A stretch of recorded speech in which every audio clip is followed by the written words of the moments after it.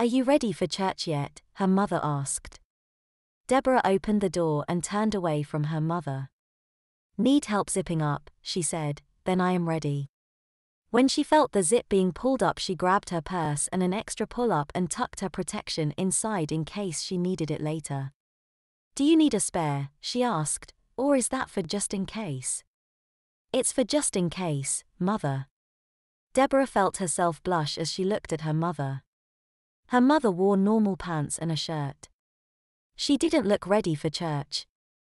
I'm surprised you are wearing that dress. I'll have to take your picture in it and send it to Grandma. She wondered why she never saw you wearing it. I really don't have very many church clothes, said Deborah. She followed her mother downstairs. Her father stood by the door. He was wearing a polo shirt and khakis. Her real father had always worn a coat and tie to church. She hadn't been to church since the last time she was a senior in high school, so maybe things had changed. You look nice, Allison, her father said. The boys in your Sunday school class won't be able to pay attention to the lesson.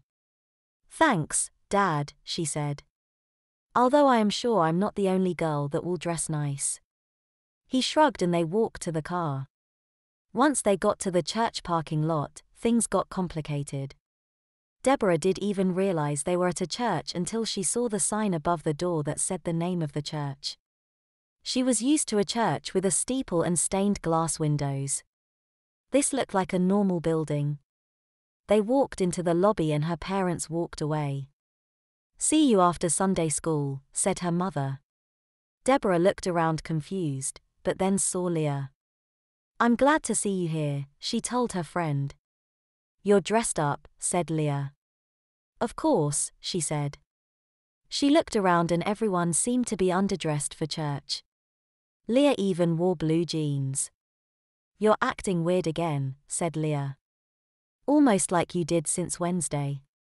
You are acting like you never been here before. Let's just go to our Sunday school class, said Deborah. She followed Leah, but tried to make it look like she was not following her. When they got to Sunday school, the lesson was about forgiveness. She seethed with anger.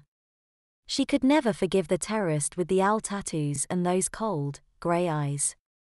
She tried to tune out the lesson and think of something else.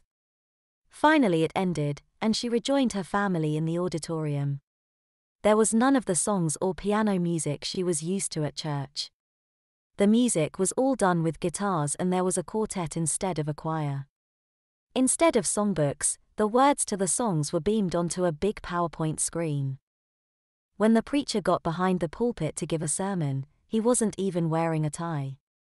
Deborah spent the entire sermon looking around, so she never did remember what the sermon was about in the first place, although the outline of the sermon was also beamed to the screen. After church, everyone walked to their cars and traffic backed up around the parking lot. Deborah was ready for the bathroom, but she knew she could wait until she got home. She also looked forward to the smell of roast beef in the oven that would greet her when she got home, but instead of going home, her father parked the car in front of a restaurant.